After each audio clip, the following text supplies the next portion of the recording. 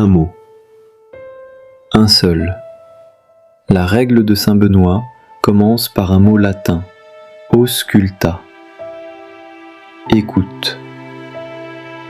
Ausculta o fili, praecepta magistri et inclina orem cordis tui. Écoute, mon fils, et incline l'oreille de ton cœur. Non pas l'oreille physique, l'oreille du cœur. Benoît fonde le monachisme occidental sur un impératif d'écoute.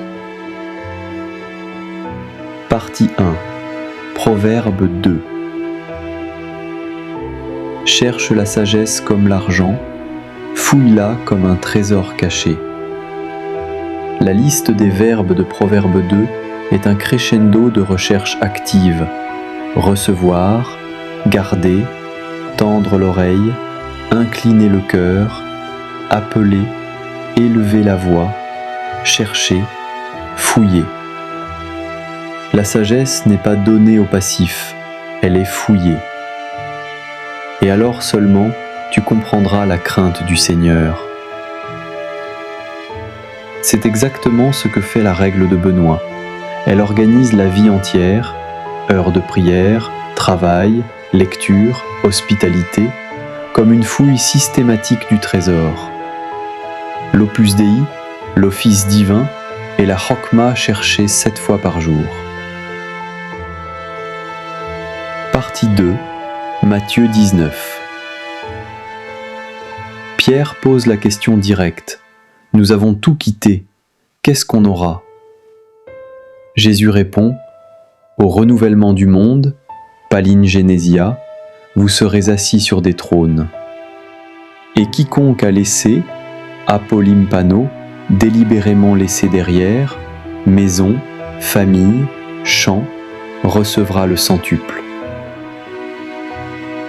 Benoît a vécu ce verset dans sa chair.